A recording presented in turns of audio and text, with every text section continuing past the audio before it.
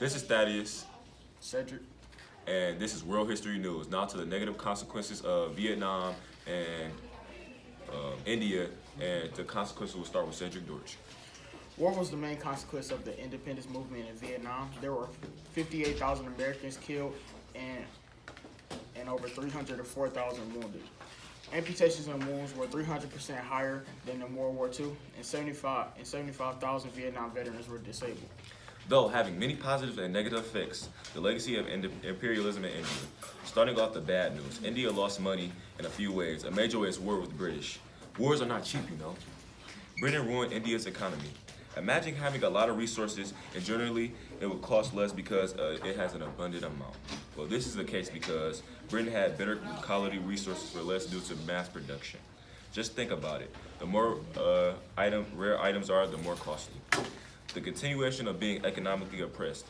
India was unable to support themselves on their own because of British interference with trade and business. Famine played a toll as well. The British encouraged farmers to grow cash crops, but the population could not afford it, causing them to starve.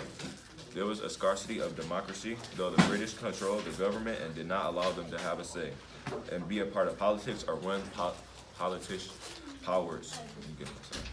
The Indians were also racially oppressed because Britain downgraded their ethnicity due to their culture. No matter who they were, basically they were socially lower than Britain in any circumstance. The sepoy meant mutiny did not help the situation because those that were sepoy rebelled were crushed and killed, and those were left were tortured. Ouch, a harsh way to live. Though the legacy had many negative effects, imperialism still generated positive outcomes. For instance, Great Britain introduced transportation methods and communication to India. There were innovations on telephones, vehicles, cars, and trains, paved roads, and postal networks which helped the economy and standard of living. Modern technology and education improved. There were advances on machines for manufacturing goods, cars, electricity, guns, steel, and steam engines that was introduced. The caste system was removed by Britain, allowing Indians to be more equal, which has a positive and negative connotation. The British also taught better hygiene. They increased vaccines and medicine available and gave them a large food supply. The British also taught Indians better hygiene. They increased, which is interesting, is that the British connected Indians to the modern world through science, technology, medicine, and ideals. Now to the Quit India campaign that I mentioned earlier in another video, which is also on YouTube. A negative effect of this movement is that it was a non-violent, and if you die, you supposedly die for that cause.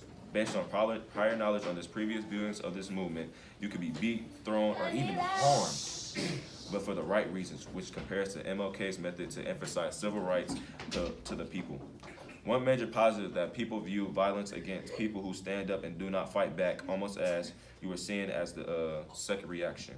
Violence against violence causes casualties and does not immediately change society's flaws. Almost as fighting fire with fire, you will not see as much.